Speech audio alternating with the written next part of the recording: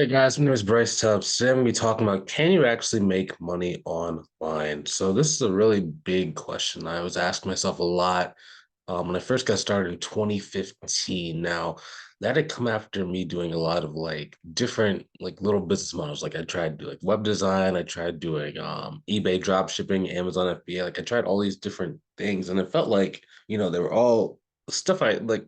I started seeing like a little bit of success, but it was never really anything that I could like support myself financially. And it was always like, I see all these guys like with their Lamborghinis and like their fancy stuff. And it's like, can you actually make money online? Like I didn't really want a Lamborghini. I didn't really want all this like fancy stuff. But what I didn't want was to be able to survive, like pay for a good house, be able to like have a nice car rather than like just like a really raggedy car. I want to be able to go out to dinner, to lunch whenever I wanted to, right? Not really having to worry about the bills. So the one thing that I was really struggling with was I didn't really have a good set of skills that would allow me to be able to do it. So that kind of led to a journey of like figuring things out and trying to do it. Like this year in 2022, we did about 500,000 in contracted revenue and we profited about $315,000. So we've come a long way. It's by no means the end. We are going to probably do we're going to try and double this year. So this is kind of the stuff that I've learned along the way and just different things that are going. So there's really about 2 to 3 things that you need in order to make sure that you can actually make money online. So number one is going to be businesses that make money online. Okay, so you have to pick an industry. So I remember when I was a little bit younger, there was this one guy, he owned like this trucking company, and I asked him, what was this, what's the secret to success? Like, how can I make money like you did, right? Because he had a nice car, he just everything was really nice about the stuff he did. And he said, what industry do you want to serve? Like, what industry do you want to help? And I was like, I don't know, I just want to make money. And looking back, that question was very profound because the industry that you start with is going to really determine how easily it is for you to make the amount of money that you want. For example, if you're in an industry where the average product sale is about $1, right? In order to make $1 million, you have to sell 1 million of those products, or with one product 1 million times. If you're doing something like financial advising, right? Let's say that you sell like a really like high like let's say retirement plan, right? And you get 15%. Let's say the person invests $1 million, right? You're gonna make $150,000 on that transaction. It's really easy to make 6 figures if you're selling something for 6 figures, right? The path that I really like choosing was two paths. Number one is sales. Number two is bookkeeping and accounting. Okay. So the reason why I chose those is there's characteristics that you're looking for inside an industry. Number one, you need something with some longevity. Now, a lot of times what you'll see online are like these like really, really quick, like get rich quick kind of like hacks, right? It'll be like drop shipping or like the secret new method. Now that's kind of cool, to a certain degree, but if you look at who's making the most money historically, it's going to be like traditional businesses, right? And we'll talk about how to do it, right? So you always want to go after a traditional business, something that's old, but that's using a new technology. For example, bookkeeping is very, very, very old. People have always needed to know exactly like, where their business was at financially, like how much money they're making, how much money were they spending, when is that money coming in, how much is still owed to them, like in what's called accounts receivable. And they need to know this so they can know exactly what to do and what levers to pull to grow their business. Same thing with sales. I mean, in order from almost every company on the planet has had to sell something, right? And from the test of time. Even if you say like a nonprofit, they still have to sell people on the idea that their cause is worth you investing your hard-earned money or your time to actually like support them.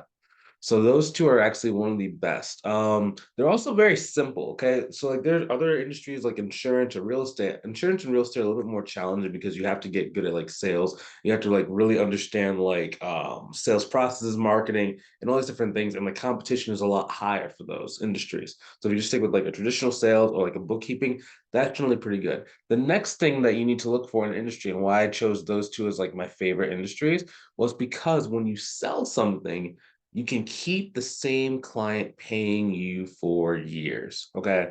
So that is a real secret to consistent, stable revenue.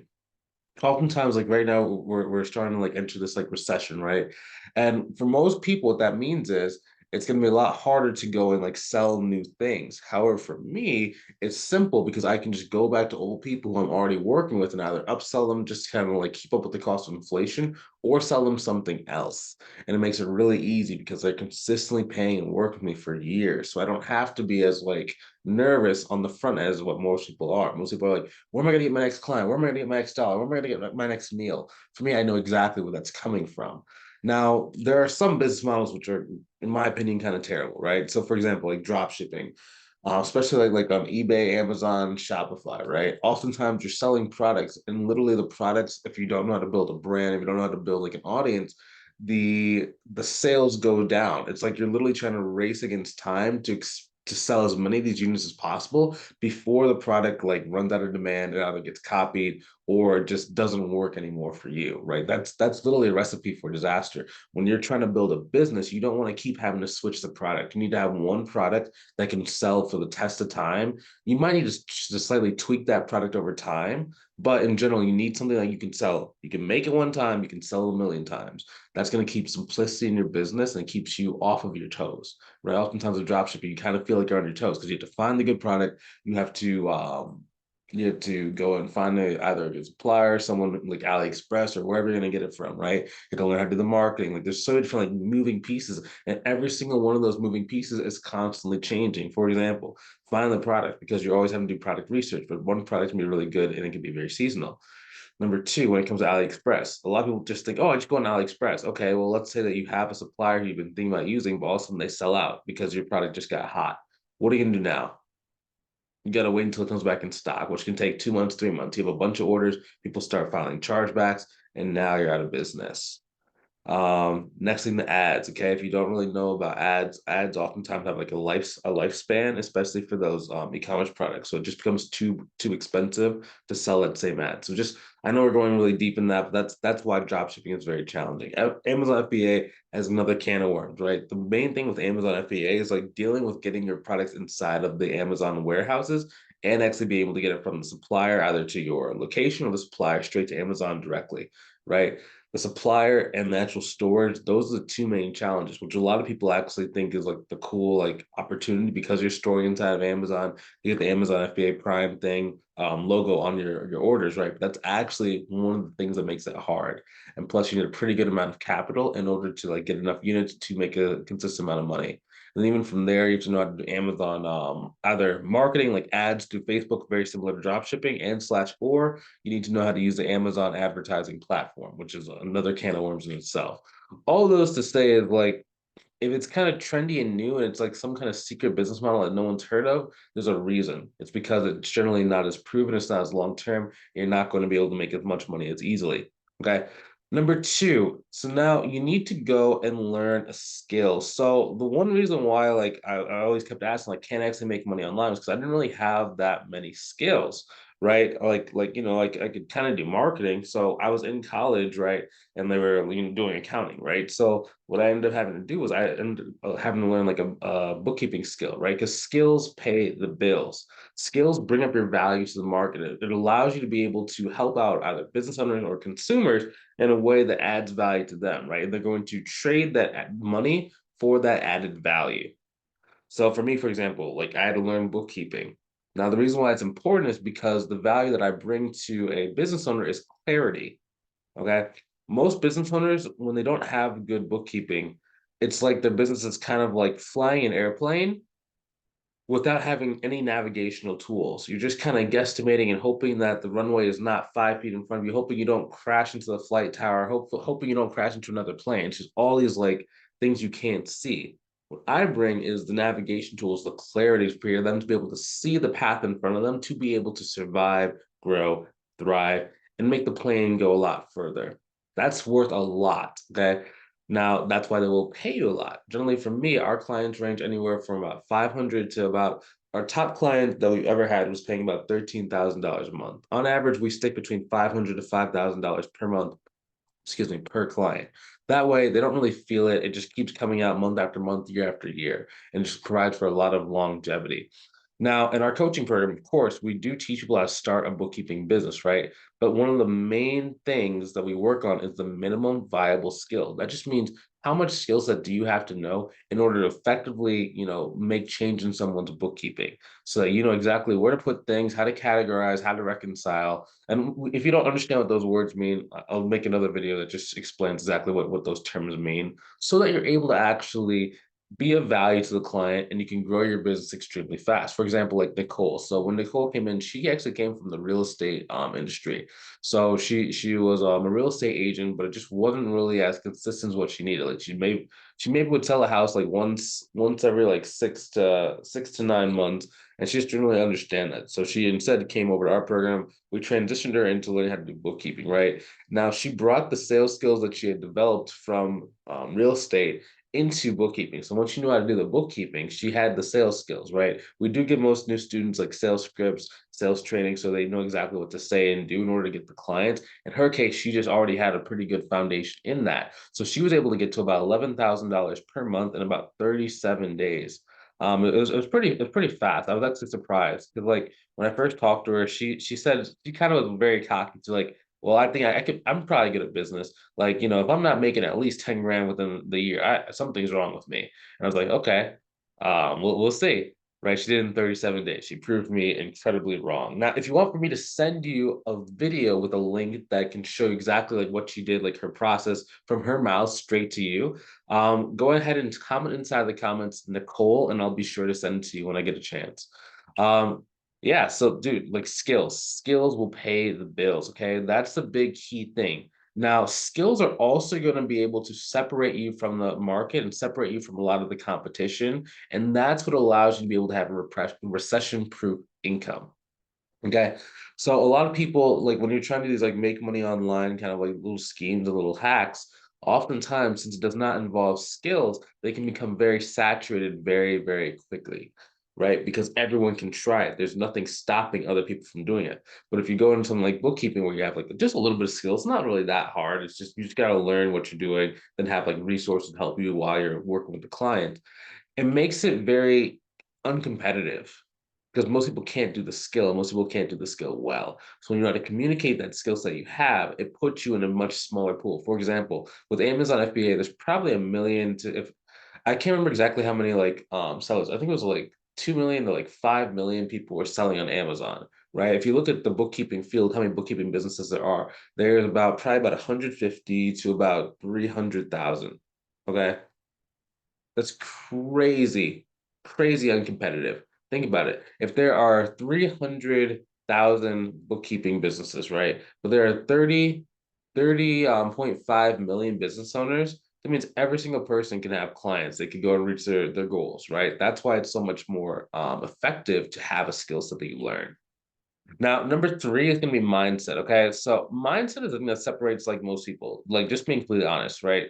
Like we've coached over about 175 students inside of the mentorship program. That means that, not only have I seen 175 people succeed, but I've also seen people who didn't join the program fail over time, right? That's kind of the dark side in this kind of industry is that we're constantly following up with people. And I can see, hey, I saw you didn't really join the program for whatever reason. Like, how is progress going? 6 months, 12 months, 2 years later. And a lot of people like they're like, oh, I ended up like doing something else, or I kind of, it just didn't work out for me.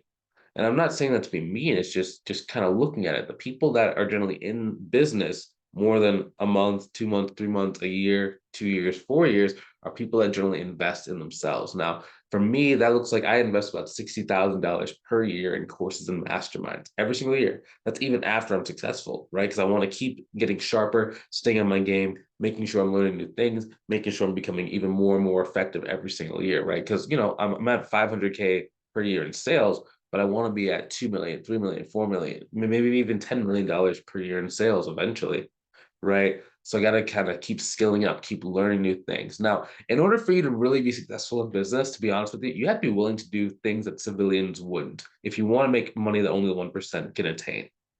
Sometimes I hear people like come on my calls when like we do calls where it's like if it's a good fit, then we invite you into the program, like if you qualify, right? And sometimes like the people come on, they're like, I need to make at least $200,000 a year minimum.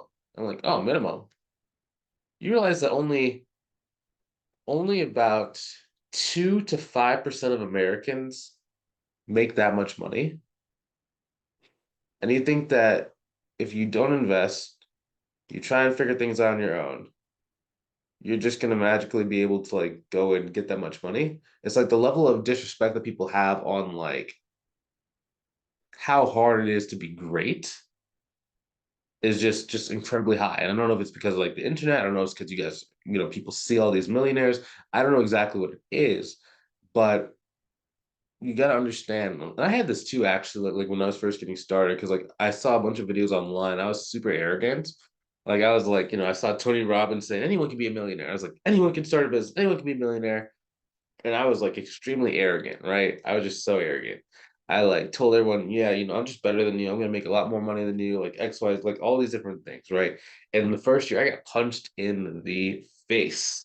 Like it was so hard to make money for me. Now, blessedly for you, like you guys have all these resources. Like I have two different YouTube channels. I have like one YouTube channel which has like 500 videos on it that like breaks down like how to grow an accounting or bookkeeping business. As of this channel, which it is a little bit newer, so we are going to be adding probably about 100 videos, just kind of break down different things that I've either learned or tidbits that you can take to grow your business and start making money online. Um, so you guys do have a lot of that stuff, but so it's not very hard to be honest these days because you can just like watch our journey and just watch over time.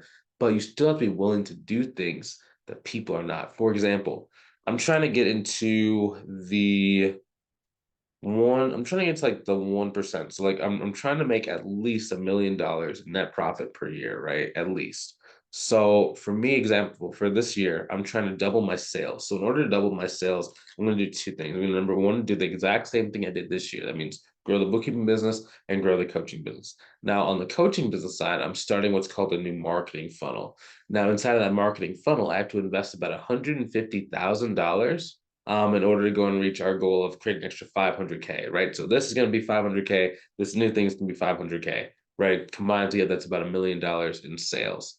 Now, the one thing that's really scary is a few years ago, I probably would have been okay making 150,000 a year. Like, I would have been excited. Like, that's awesome. I'm so grateful for doing that.